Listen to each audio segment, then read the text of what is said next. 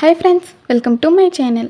ఈరోజు వీడియో చాలా ఈజీగా టేస్టీగా చేసుకునే గోంగూర ఎండు రొయ్యల కర్రీ అండి.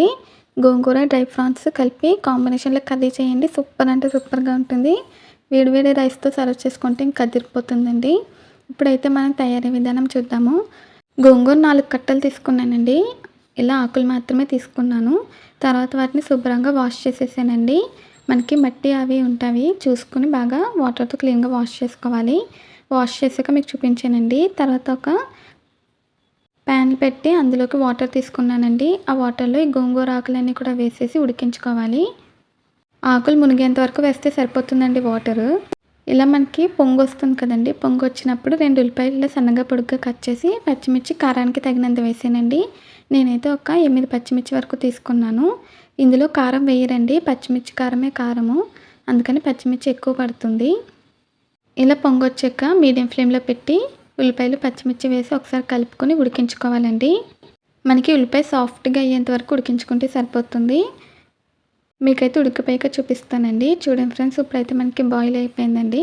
ఉల్లిపాయలు పచ్చిమిర్చి గోంగూర కూడా ఇలా సాఫ్ట్గా కుక్ చేసుకోవాలి. చూడండి ఫ్రెండ్స్, ఇలా ఉల్లిపాయ కలర్ చేంజ్ అయ్యి ఇలా సాఫ్ట్గా అయితే మనకి కుక్ అయిపోయినట్టు. స్టవ్ ఆఫ్ చేసాను. ఈ కర్రీ వండుకోవడం కూడా చాలా ఈజీ అండి. ఈజీగా టేస్టీగా చేసుకోవచ్చు. ఇప్పుడు మనం ఈ గోంగూరని ఇంకో ప్యాన్లోకి తీసుకోవాలండి. వాటర్ లేకుండా గోంగూరని సపరేట్గా తీసుకోవాలి. తీసుకున్న గోంగూరని మనం స్మాష్ చేసుకోవాలండి. పప్పు గుత్తి తీసుకొని లేదా ఏదైనా స్మాషర్తో కానీ మెత్తగా సాఫ్ట్గా అయ్యేలాగా స్మాష్ చేసుకోవాలండి. ఉల్లిపాయలు పచ్చిమిర్చి గోంగూర మొత్తం కూడా స్మాష్ చేసుకోవాలి. ఇలా పప్పు గుత్తితో చేసుకుంటే అయిపోతుందండి.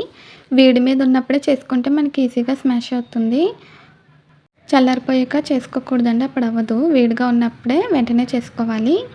నేను స్మాష్ చేసాక చూపిస్తానండి. మీరు కనుక ఫస్ట్ టైం మా ఛానల్ చూస్తున్నట్టయితే ప్లీజ్ లైక్, షేర్, సబ్స్క్రైబ్ చేయండి. చూడండి ఫ్రెండ్స్, ఇప్పుడు మొత్తం అంతా కూడా స్మాష్ చేసేసాను. అంటే కొంచెం కచ్చాపచ్చాగా చేసుకుంటే సరిపోతుందండి. ఇప్పుడు రెడీ అయిపోయింది కదా, దీన్ని మళ్ళీ అదే ప్యాన్లో వేసేసానండి. తర్వాత నేను ఇక్కడ చింతపండుని ముందుగానే కడిగి నానబెట్టాను. ఒక 2 సార్లు వాష్ చేసి నానబెట్టానండి. చాలా తక్కువ పడుతుంది. ఇప్పుడైతే మనం చింతపండు రసం వేయాలండి. ఇలా చింతపండు రసం తీసుకుని వేయాలి. తగినంత వేసుకోవాలండి. ఇప్పుడు ఒకసారి బాగా కలిపి మీడియం ఫ్లేమ్లో పెట్టుకుని కుక్ చేసుకోవాలి. ఇది వాటర్ లేకుండా దగ్గరకు వచ్చేయాలండి. డ్రైగా అయిపోవాలి, అప్పుడు మనకి కుక్ అయిపోయినట్టు. చూసారు ఫ్రెండ్స్, చాలా ఈజీగా వండుకోవచ్చండి. ఎక్కువ ఇంగ్రీడియంట్స్ కూడా ఏమీ అవసరం ఉండదు. గోంగూర ఉడికించుకొని మళ్ళీ చింతపండు వాటర్లో ఉడికించి పోపు పెట్టుకుంటే రెడీ అయిపోతుంది. ఇది ఉడికిపోయాక చూపిస్తానండి. చూడండి ఫ్రెండ్స్, ఇలా దగ్గరికి వచ్చేయాలి. వాటర్ లేకుండా కుక్ చేసుకోవాలండి. ఇప్పుడు నేను కొద్దిగా ఉప్పు వేసాను, తగినంత వేసుకోవాలండి. రుచికి సరిపడా ఉప్పు వేసి ఒకసారి బాగా కలపాలి. ఇలా కలుపుకొని ఇంకొంచెం దగ్గరికి రానివ్వాలండి. మీలో ఎంతమందికి గోంగూర ఎండు రొయ్యలు అంటే ఇష్టమో కామెంట్స్లో అయితే తెలియచేయండి. వేడివేడి అన్నంతో సర్వ్ చేసుకుంటే ఇంకా చాలా బాగుంటుంది. ఇదైతే దగ్గరకు వచ్చేస్తుందండి. లోపు నేను ఇక్కడ ఎండు రొయ్యలను కూడా క్లీన్ చేసి పెట్టుకున్నాను. బాగా వాష్ చేసానండి. తర్వాత కొద్దిగా గోరువెచ్చని వాటర్తో కూడా వాష్ చేశాను. ఇప్పుడు పక్కన పోపు కోసం ప్యాన్ పెట్టానండి. ఆయిల్ వేసాను. హీట్ అయ్యాక ఇందులోకి వెల్లుల్లిపాయలు వేసి వేయించాలి. వెల్లుల్లిపాయలు వేసిన తర్వాత జీలకర్ర వేసానండి. తగినంత వేసుకోవాలి. కరివేపాకు, ఎండుమిర్చి వేసి ఒకసారి వేయించాలి.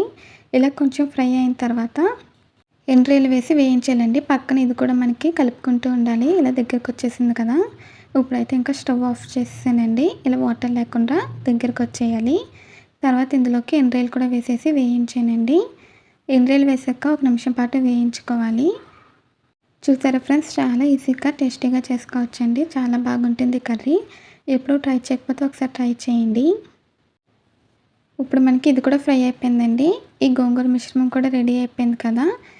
ఇప్పుడు ఈ గోంగూర అంతా కూడా ఈ పోపు ప్యానెల్లో వేసేసానండి. వేసేసి ఒకసారి కలుపుకోవాలి. స్టవ్ ఆఫ్ చేసిన తర్వాత గోంగూర మిశ్రమం మొత్తం కూడా పోపు ప్యానెల్లో వేసేసానండి. వేసేసి ఒకసారి కలుపుకొని సర్వ్ చేసుకోవడమే. అంతేనండి, చాలా ఈజీగా టేస్టీగా మనకి గోంగూర ఎండు రొయ్యల కర్రీ అయితే రెడీ అయిపోయింది. అంతేనండి, ఈ గోంగూర ఎండు రొయ్యల కర్రీ వీడియో మీకు నచ్చిందా? నచ్చితే వీడియో ట్రై చేస్తే ఎలా వచ్చిందో కామెంట్స్లో అయితే తెలియచేయండి.